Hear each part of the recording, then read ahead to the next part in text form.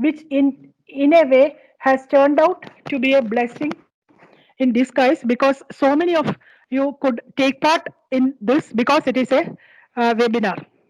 Now, coming to the Department of English, Sri Shankara College, Kaladi started functioning in 1954, right from the period of inception of the college, with a full-fledged MA course in Kaladi, the birthplace of Adi Shankara, the great seer saint of India.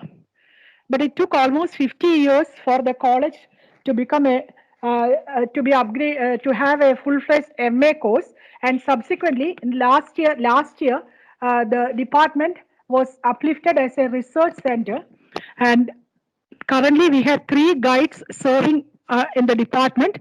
Myself, Dr. Preeti Nair, and Dr. Vinod Kobi, and we have 12 research scholars either registered or in the process of registering. The current webinar series is planned as a part of the coursework of MG University research syllabus, but it is also very beneficial to the MA students who have literary theory as a major part of their curriculum. And at the first set of the three webinars cover the developments from structuralism to post-structuralism, which will be the highlight of today's talk.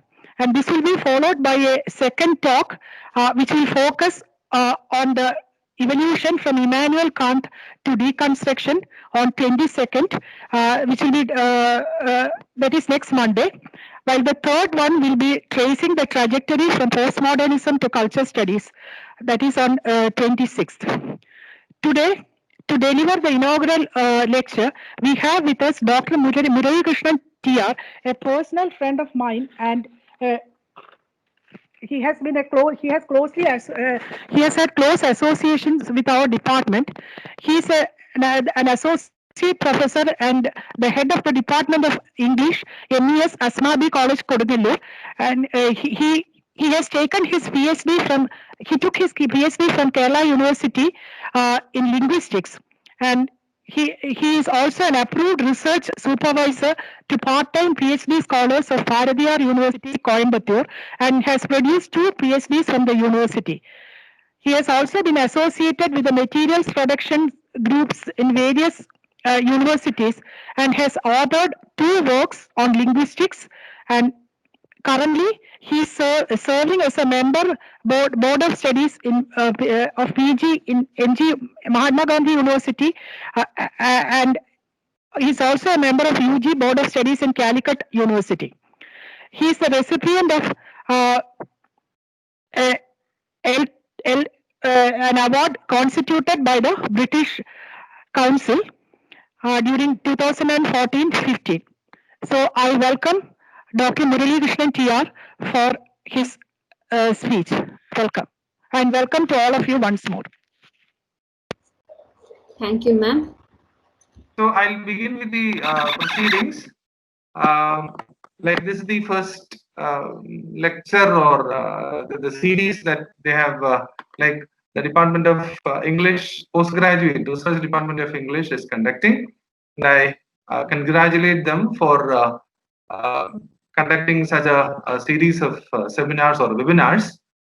And my association, as the welcome speaker has said, has been, I should say, it has been there for a long time, maybe around 10, 15 years. And I know the members of the department maybe around for the last 20 or 25 years. But most of the senior members, I'm sure, are very close friends of mine. So that way, I would say this is almost like a classroom experience for me. Now, my plan is very simple. I am not going into the details in the sense of what we call as the dense theoretical norms or what we call as regular references to deep terminologies which are deep and difficult. I'll first of all tell you what the scope of this lecture is all about.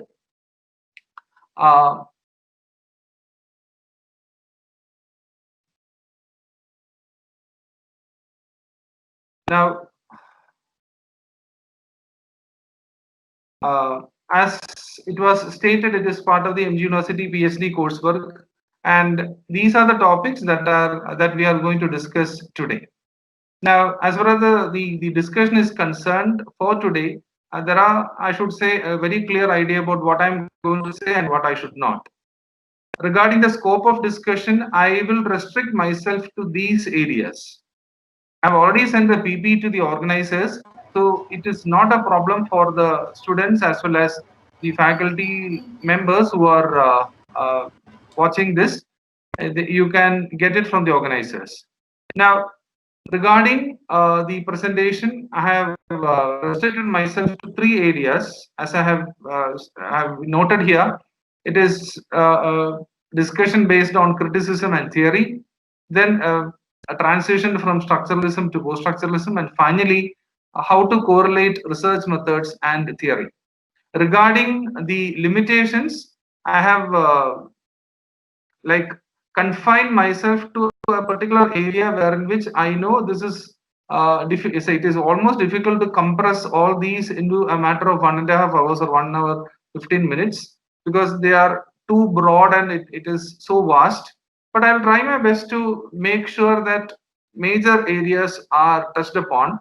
Secondly, I would like to uh, tell you that this is also a discussion in which you have maybe there is a requirement of constant references to books as well as articles.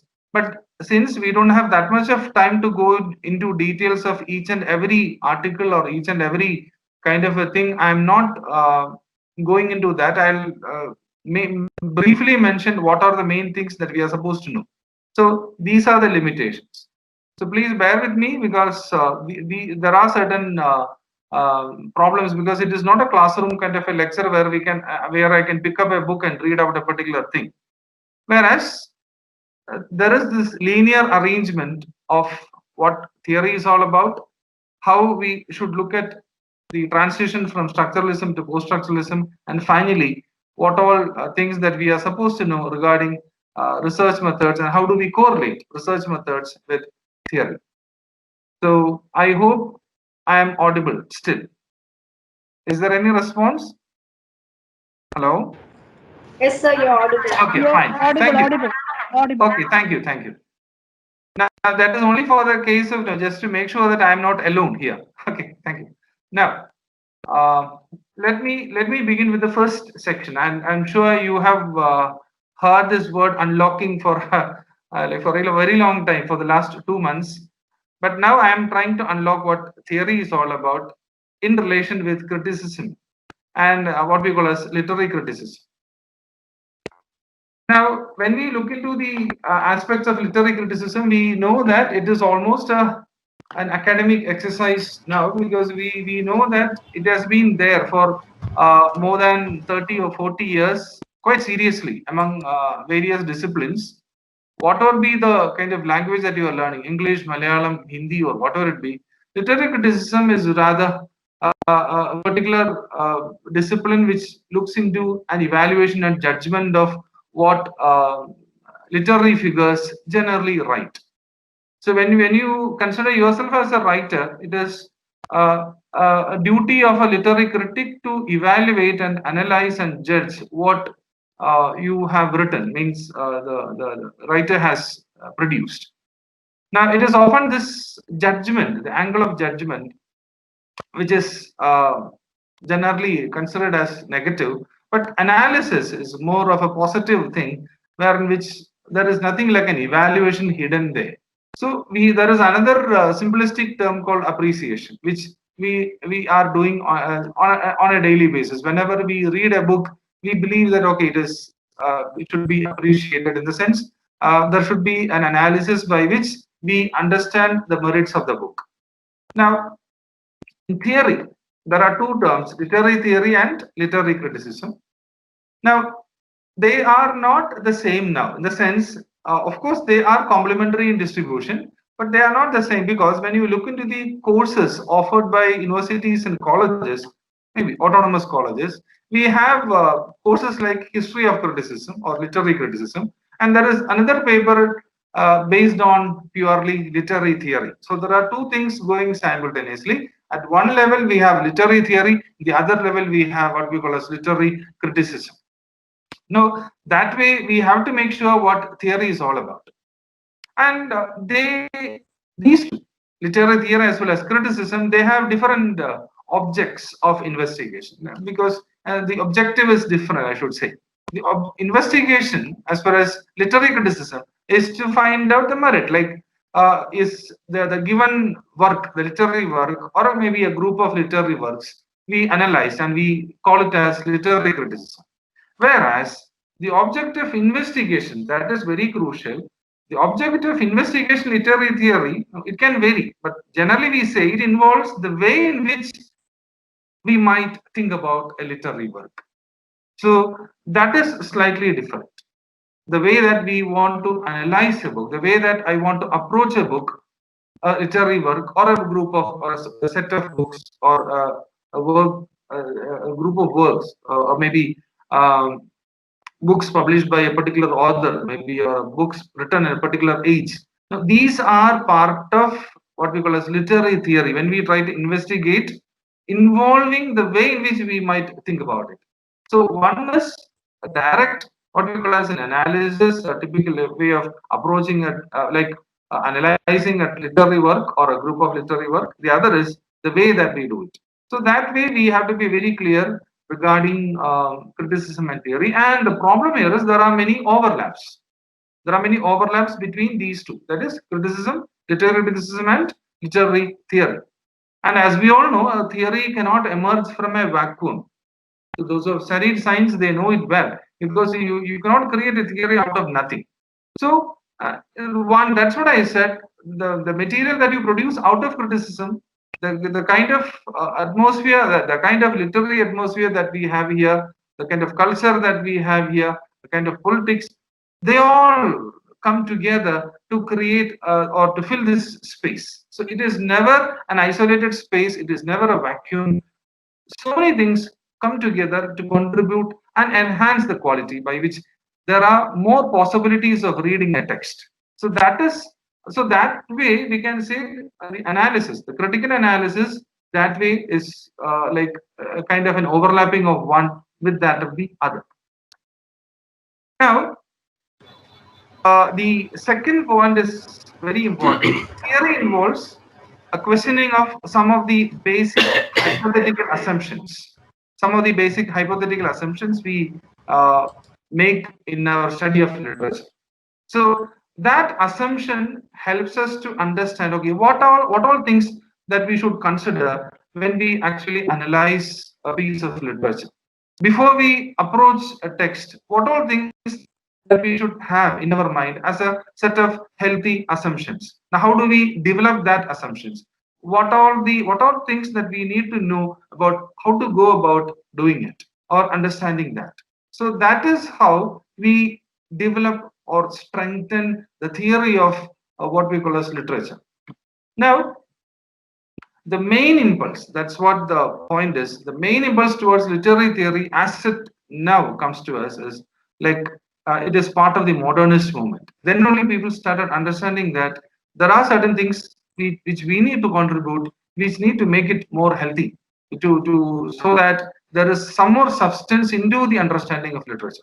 So as long as we go about it, is that's what I have given there. As long as we go on talking about how to read, we are doing literary theory. How to read, as I say, talking about how to read. And then we actually start reading a text, it becomes literary text, literary criticism. So now that is why I said it is now an established discipline. So now that area is clear. So theory in the context of literature is a set of broad assumptions about literature and the function of criticism. So this is the basis on which I am going to the level of understanding of what we call as literature. Now, this explosion means this outburst of all the theories that we discussed now is due to the radical disagreement over interpreting almost every school, or so maybe in the sense like different schools of or approaches of criticism, or the social, political, all that, all these cultural phenomena or social phenomena, they have to be taken into consideration. Then only we'll be able to understand how to evolve a theory after this. So this explosion of theory is because of the disagreement among people, because no single approach is possible in theory. So we need to have more of those. So social scientists do a lot of work in this area, and they try to find out what is there in the literary production in the given arena. So that is why I have drawn a circle like this. So one moving on to the other and then going back. The social scientists contributing to literary criticism or critics, and then from there, literary criticism to social scientists. So this cycle never stops, because then only we can say theory will evolve and develop. So what is the methodology out of this? So that is a very crucial thing. So whenever we talk about research methodology, when we talk about methodology in a general sense, how do we go about doing this? So is there something scientific about this? So that question, like how do we move about doing this? Like this indeed, as it is given there, is what scientific method is all about, from the particular or individual case studies to the general, and then application of the general principles or theory to the individual or particular works. And we know what these two processes all about, from particular to general and general to particular. We have coined the terms inductive and deductive, and as I have stated there, the present idea is that of doing a theory, as well as literary criticism is a matter of applied theory. Now, I've given you a sample there. Imagine we are talking about the economic conditions of a society, its mode of production, and the class system in any given time, like determine the literature of what society in that given period of its history. Now, if you are analyzing those, the conditions that prevail, you're actually making a theoretical pronouncement. And based on that, when you start analyzing any work of art or a poem or a novel on that society or of that particular society or period, then you are doing literary criticism. And now you know, whenever I talk about modes of production, whenever I talk about class system, that means I'm talking about Marxist theory of literature. So from theory to applied level, what we call as literary criticism, that way we know one is related to. So as I have stated in the previous slide, theory is at one level deductive, or the other level it is inductive. So when we say deductive, we have a particular methodology by which we have a general idea, and then we try to investigate individual instances of those. So that is, we are trying to prove the validity of the idea that we have conceived.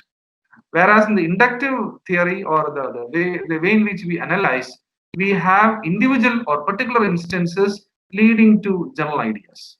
So these two are, I should say, probably the two ways in which people create and nourish the theoretical approaches to literature. So either we have a notion of how to approach, and then we move on to specifics, or we take specifics and then we move on to the generalization. And we all know what Aristotle has done when he analyzed literature or drama of his period. He was actually observing the features of the drama of his time, and then moving on to what we call as a generalization based on specifics, and we now call it inductive. So, but now, as we can see, we start with an approach. When we have a text with us, we start with an approach called deductive. We say literary theory is deductive. The reason is, we want to decode a text because we have the process of what we call as, or the idea that how to decode a text. That theory we have with us. Based on that, we deduce. So the knowledge that is already been built up, using that knowledge, or that generalization, we move on to what we call as the specifics, which are already there, which are embedded in the text. So this is a way of understanding. So we are always moving from what? General principles to particular instances, and from general ideas to individual text. So most of the research scholars or those who do projects at the postgraduate level, this is a crucial concept. You generally begin with a theory, a healthy understanding of what happens in a theory, and then we approach a text which can be useful to unravel the mystery behind the text or the structure or whatever it be, and then we move on to what we call as a specific understanding of what lies beneath each. So this process is something that is contributive to even later stages, I would say, theory as such. So in a way, theory is helping itself by moving through or going through this process of deductive principle. So in science, as far as we all know, nobody reads the science textbook published in 1950 or 1850 because that has become almost obsolete or that is already obsolete because every day it is evolving and changing. Whereas in literature, we don't do that. That's the interesting thing about it because in literary theory, there is always this possibility of renewal or revival. So there is nothing like a finality as far as literary theory is concerned. Anyone can move back to the days of liberal humanism, or anybody, say, if he is interested, can go to the idea of theory which is now prevalent, say, among us, in the sense, in terms of what we call as travel theory or queer theory, whatever it be. Now, this idea is crucial here because theory that way never becomes obsolete. It's already there. It is part of our humanities. So there is nothing like an outdated theory as such. Another interesting thing about theory is that we can have what we call as the cross-discipline or interdiscipline kind of studies that are happening around. For example, we can have approaches or like based on anthropology, architecture, biology, communications. Now, I have listed all those because in one form or the other, these disciplines can, in a way, help us to understand. So, if you ask me how architecture or how like um, design can help us, if you move on to the idea of public sphere, if you move on to the use of public spaces, now an insight based on architecture is always helpful. And since you know Marxism, you know how economics is important, how political science is important, and if you are interested in semiology, semiotics, and all that, naturally, if you want to know more about films and film theory, we need to have some, say, a notional background understanding of semiotics, and of course, communications, even biology. All those are now part of the knowledge system. At the same time, those can contribute in a way, directly or indirectly, to the idea of understanding a text based on literary theory. Okay.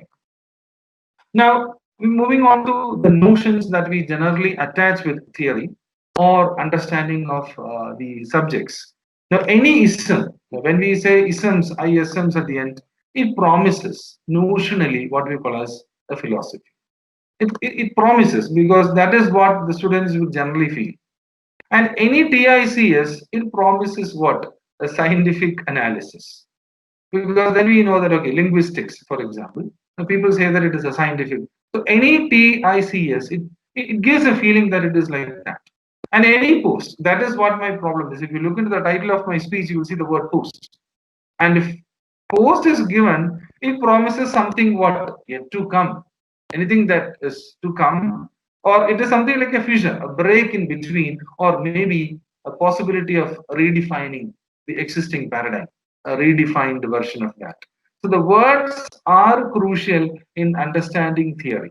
So I have picked only three, and there are more. But why I have stated all this? Because these notional understanding of things help us to move further into the deeper aspects. But they may not every time give you the results that you expect. At the same time, please note there are possibilities that when you associate your notion with what is happening in the real world, sometimes it can be of some help to you. Now, Gregory Castle, in his book, The Literary Theory Handbook, he makes a beautiful statement like this. I would like to add that theory, at its best, is always trying to get at the life of literature. the life of literature. So that is what he says. And now, why study this literary theory? Now, so many people are asking that. I have already explained what theory is all about, what criticism is all about. Now, why study all that? So these are some common notions about that. It's about more than finding meaning in a text. So the excavation process is of least importance now. There are other things that we can do along with excavation. And current theories of language, knowledge, and the self, they can also be helpful. Whether it is based on computers, whether it is based on human or animal language or human language, or whatever it be, language, knowledge, and of course the self. Now, all those are helpful. So that is another reason. Then reflects a recent revolution in the humanities. So as we all know, like medical humanities, that has become a trend now. Many papers have been written, many seminars have been conducted, even during the days of presently, I should say, pandemic. People are conducting seminars on medical humanities. Now, that way it has contributed a lot. There is something like an assessment of what is happening in the society, and then a complete overhauling of long accepted Western, not the Eastern or that kind of thing, like Western assumptions and biases. There is this overhauling happening, and finally, the understanding that literature is power. It has something to do because writers can do a lot there. Literature is power, and of course, to become citizens of the postmodern world.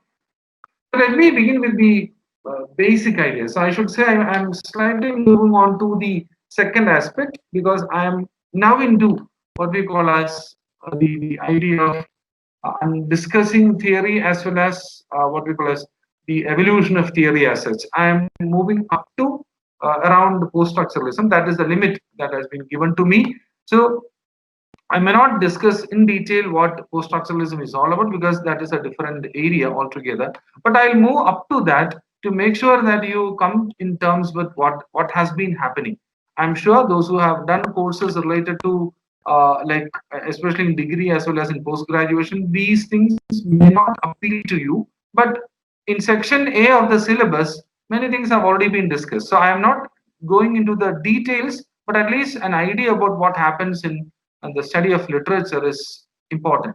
So especially people of the good old generation of the 80s, they know when we read, for example, those generation, people of those generation, when we read Hudson, for example, study of literature, we get a kind of a delight.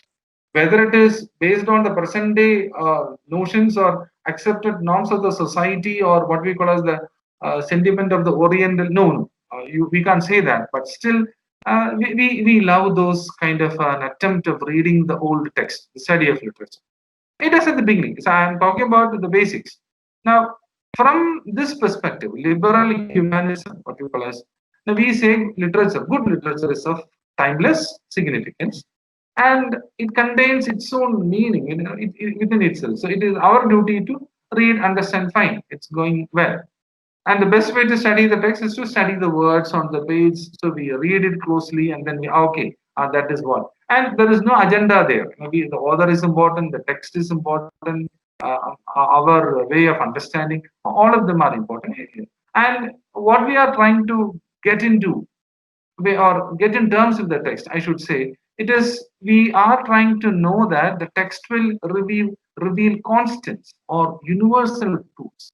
So most of our what we call as religious texts or philosophy, religious based philosophy texts talk about universal truths. Now all those are part of this liberal humanism, and then we are so much of conscious about the aspect of truth. So a literary work is sincere, it is honest, true to experience, human nature, and thus can speak the truth. So when you read about a particular character, we are given a moral instruction that you should follow him or you should not follow him. So that kind of an idea, the idea of true nature regarding characters, regarding society, regarding people, regarding ideas, these are all happening around. And then what the critics would do at that time with this kind of a perspective is interpret the text so that they get more out of reading the text. So that is what the approach is. But now, later on, these four categories came into existence. That is, we slowly and slowly, after the period of liberal humanism, we understood that there are these, like what we call as the four major players in understanding the text. For example, the author is important, the text itself is very important, and then there is this theory helping us to understand the text or contributing to the assumptions, what we call as the assumptions that we already have, and then trying to analyze that. And then, of course, the reader.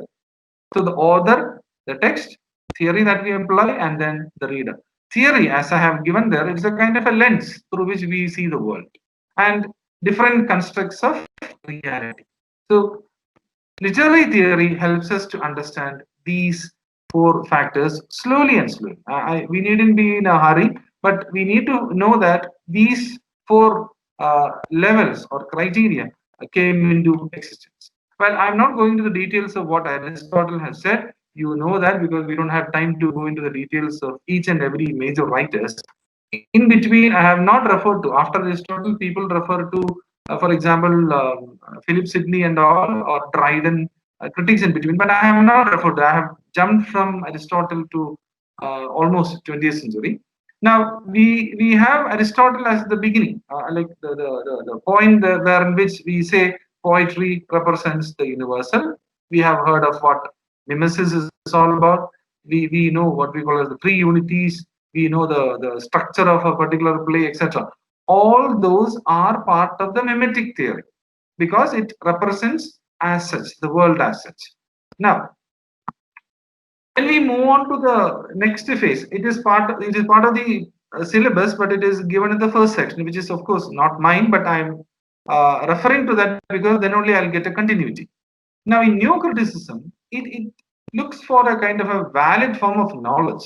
So it views literature as that, and it has got an organic structure, and there is no subjective reading possible. We have to look at it as such, and all those intentions are not important for us. And then, as you can see, close reading, and I am referring to F.R. Lewis, whose the title of the journal itself will tell us that scrutiny. So it is a kind of a scrutiny of what has been written there. So he speaks about close reading. He speaks about practical criticism, the book that he has written, and then this rigorous critical analysis, words on the page. So and that is exemplified quite well in his book called Practical Criticism. So that was the approach towards literature, or that became later on the approach towards literature. And the Levi-side school, and following slightly, I should say, a kind of an approach which Arnold used to say, there is something ennobling in the human experience. But people like Ayer Richards, as you can see, uh, they saw say the principles of literary criticism, his book, and the meaning of a poetic word. And then we have T.S. Eliot writing about new criticism, and then we have all sorts of what we call as the theories that he has proposed, his like dislike towards Milton, and then he's like say talking about association of sensibility, dissociation of sensibility, the metaphysical poetry, and all that. Now, there that part is also quite important. And again, why he said metaphysical poetry is great, and what are the way in which French symbolists are important for the present generation, and followed by what we call as the American New Criticism, where in which we have people like Alan Tate. So these people, as I have said, they have their own terminologies. They talk in terms of paradox. They talk in terms of intentional fallacy, affective fallacy. They speak about tension, all that. And maybe even after that, we have people uh, followed by the school called Chicago critics or the New Aristotelians. Now, all those are part of the New Critical School. But from there, the first notion of structuralism, even though it is not fully like that, but the notion of structuralism, we get a feeling of that from the days of Frey, when his book Anatomy of Criticism was published. we have this idea of the archetypes, myths, genres, and basic structures, and the four narrative categories. Now, from there, he actually said that the habit of new critical like practices, that is not the appropriate way to analyze literature, and he called new criticism as the aestheticist view. From there, he started moving on to what we call as a different way of analyzing in terms of myths, archetypes, and all. And then he said that the problem with new critics is that they are in a possession of certain special techniques, and it is almost like an occult practice, and we don't know what it is all about because it is quite vague in many ways, and that way he says it is not going to last long. So he says we need to explore further. And when you look into this pre-structuralist model of the language as such, if you say here, for example, here is denoted by the object as such, because there is what we call as this one-to-one, means it is something that we have seen in the school textbook, maybe LKG, UKG, etc., where in which you have the figure and then the term as such. Now, there is an intimate connection between the object as it is given there and the language, say the word that has been given. So we believe that the word has something to do with the object as such. So that was the pre-structuralist notion of language.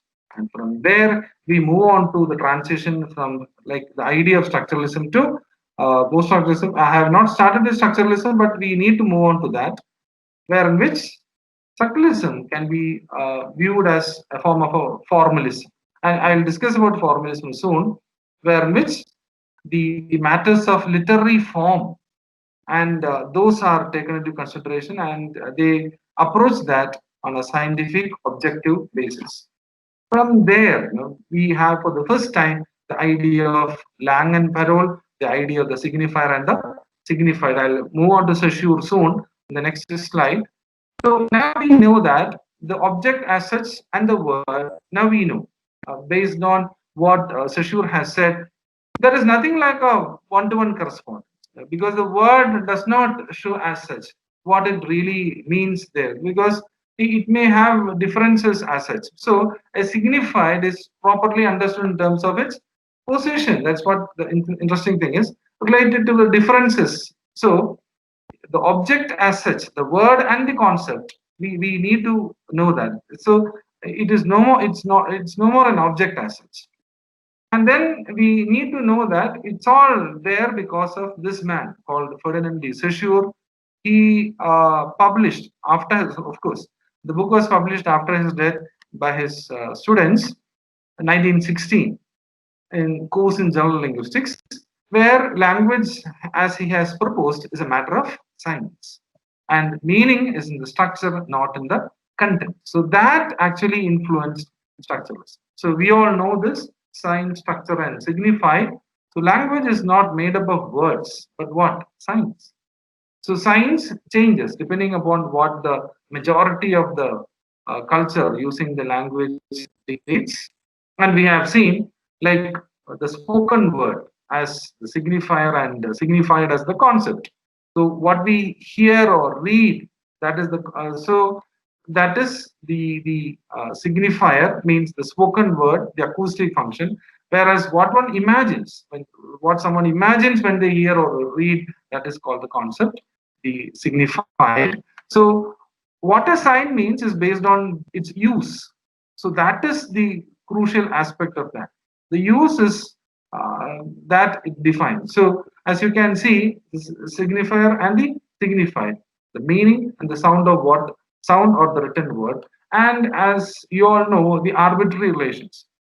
Cat could mean anything, means, but it doesn't ensure the catness of it. Catness. Catness of that is not ensured by the word cat, but we call it cat because it doesn't have, the word doesn't exhibit anything about the catness of that, but still we call it like that. And we can replace it by any other thing, but we call it like, but slowly and slowly it becomes embedded by which we believe there is something like an arbitrary relationship. So that sound and the concept get that kind of an arrangement, and it's only a matter of say when you change the phoneme, suddenly it is a matter of difference. So the value is interesting. So the collective meaning assigned to signs within a community, that is the crucial term that he uses, the value.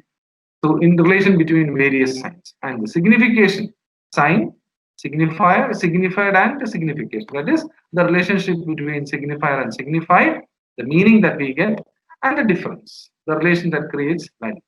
So thus he talks about what we call as the concept of binaries like night, day, sweet, sour, etc. etc. The famous the idea of binaries. And that has been given and that was proposed after his death. Um, his friend who was studying there in Geneva, he moved on to Russia. He went back to Russia and he explained what Saussure has said to the audience there. Means in sense among his literary circles and the linguistic circles, and slowly this became very popular among the Russian schools, or in the sense people who are interested in that. And one such person is, of course, Roman Jakobson, and where in which when he founded this Moscow Linguistic Circle (MLC), and the OPAS, that is another circle created by Viktor Borisovich. That is, these two people slowly gave what we call as so much of what we call as publicity in a way and the promotion of the ideas of Saussure, by which it moved on to various parts of the I should say Europe. So from Geneva, it reached Russia, and from Russia, it moved on to Czechoslovakia. From there, we have this Prague Circle, and from Czechoslovakia, during the World War, actually, they moved on to America. So from that point, you can see the spread of the ideas as proposed and promoted by Saussure, as well as the updated understanding of literature by people like Jakobson as well as Strauss. So we'll move on to that. So we have Strauss there. He is an anthropologist basically, but he took ideas from Saussure.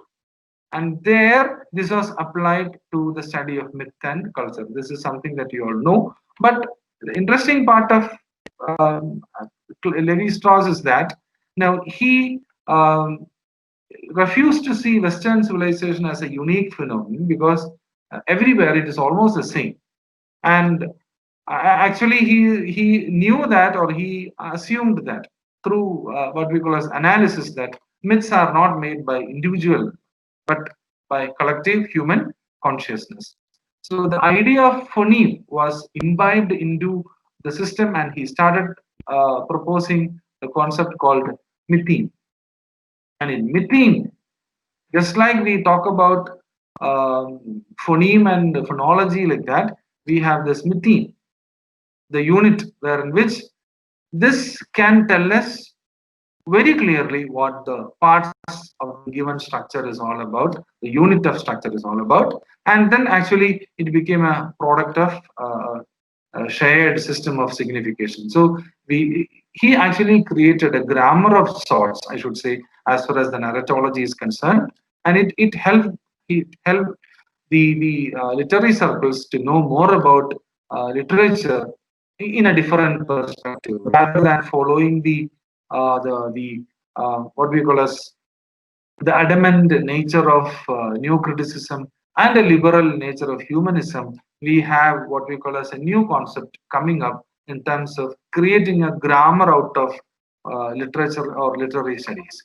And he says these are the major things that he has proposed. Actually, language predates. I'm coming to that soon. Language predates the individual, and what is reality? It is a product of language, and all myths are timeless. And taking one myth after the other, and if you look into the morphology of tales, if you look into the major writers, you can see that Vladimir Prop, etc., we come to know that individual stories are actually not part of one, but actually it is a collective human experience. So one person talking about one thing is not the case here.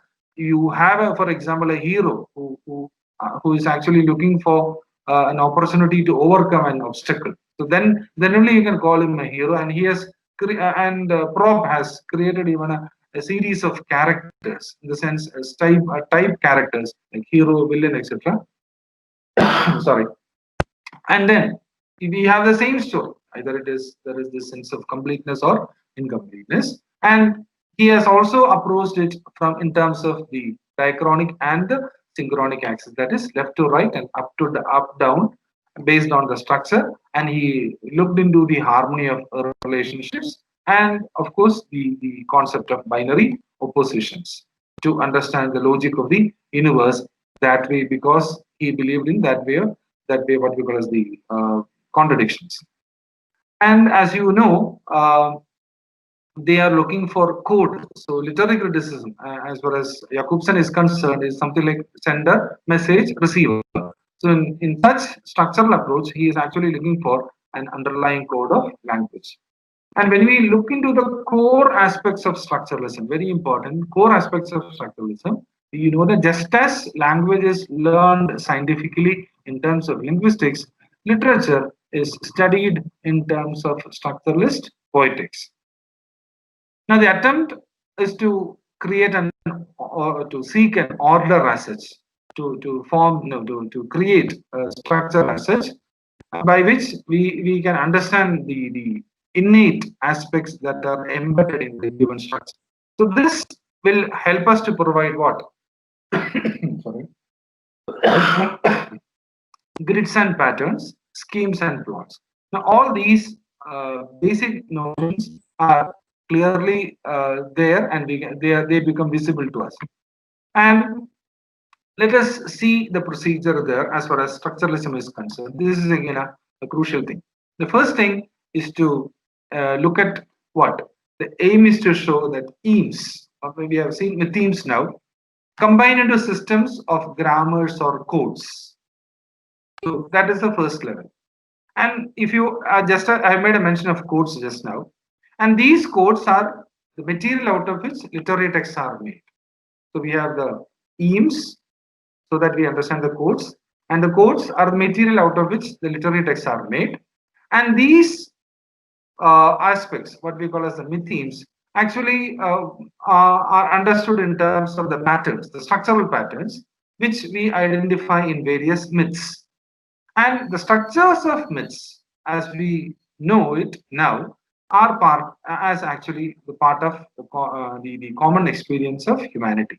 So we have the aims, the codes, structural patterns, and the common. Thus, we can say myths become a language, a universal narrative. So that itself becomes a language. So this pattern has to be clearly understood. And they have questioned this idea of what? Author is the starting point. No. There is nothing like an origin. There is nothing like an origin of the text. There is nothing like author as a starting point, because it is already there.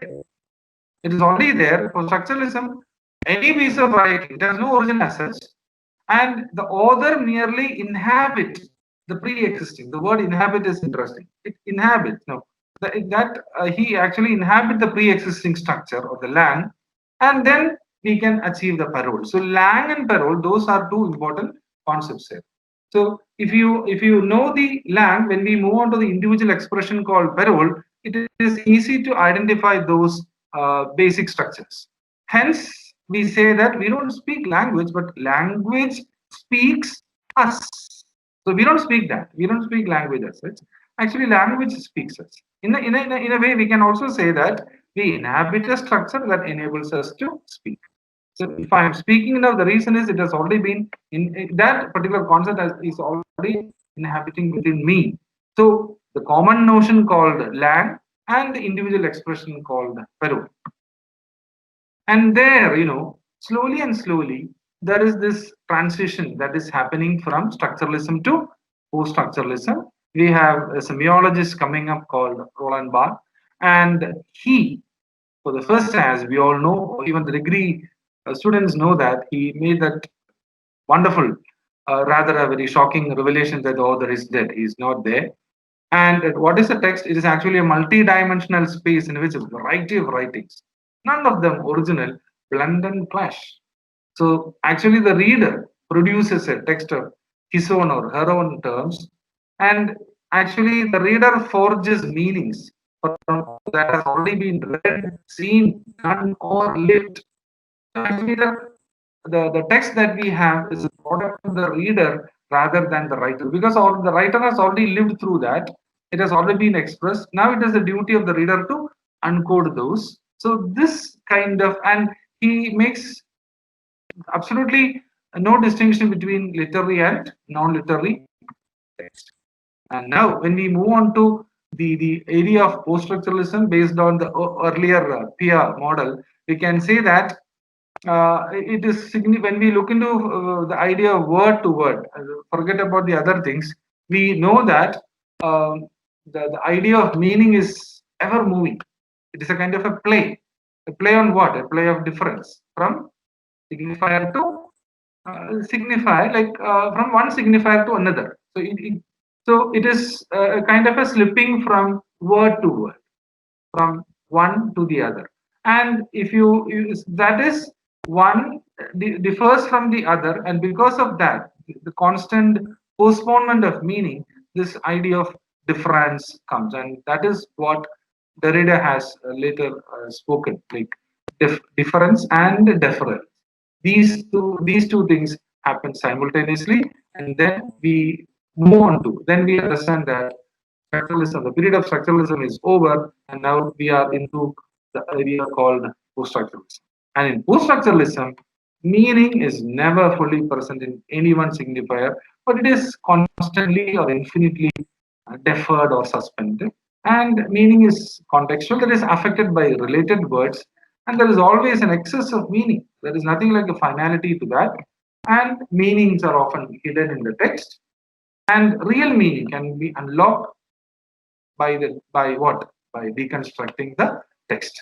So as it is given there, it can, so we need to consider so many factors to make sure that we unlock it through a particular approach, whether it is psychological, cultural, ideological, gender, etc. And what are words there? Words actually, they are an endless chain of signifiers pointing to nothing but themselves. So the I have given you the three diagrams there. The first is direct kind of a thing, whereas the second one, it is not so in structuralism, whereas in third one we move from one signifier to the other, where in which meaning is, finality of meaning is constantly postponed.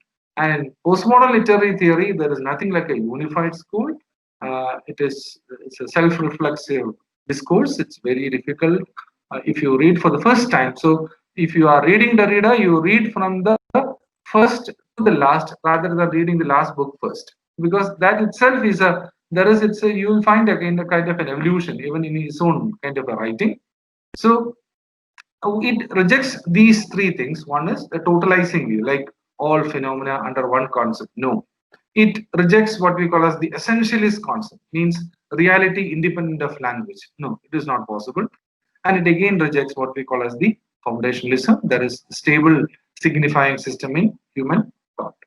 And this is a famous comparison. It is available in the net, it is available in the book, the idea or the comparison between structuralism and post-structuralism. So in structuralism, the individual is sacred, whereas in post-structuralism, the subject, the word subject is problematic, but it is a cultural construct. The so-called subject is a construct. We are not sure whether it exists or not, because it is constantly descended. It is never stable. So the subject is a cultural construct. And what happens to the, say look at the next point, the mind as the realm of meaning. No, mind is created from interactions as situated symbolic being. So there is absolutely no chance of a stable meaning as such, as a mind as a realm of meaning. No, and there are what we call as the universality in regarding laws and essences. No, because truth for post-structuralism is local, and language creates reality out of that. And then there is nothing like an inherent universal meaning for post-structuralism, because structuralism talks about inherent universal meaning, whereas post-structuralism meaning is intertextual. And now we know that it is always how difficult or how deep and vast the word intertextuality has gone. Now it's a common word among literary theory, because whenever we talk about Kuseva and other writers, like the word intertextuality comes into play, and we now know why is it so, because in post-structuralism it is the meaning is a matter of intertextuality, and it is determined by the social discourse, and it changes with the history. And I'm not going into the details because you have a session on like the reader.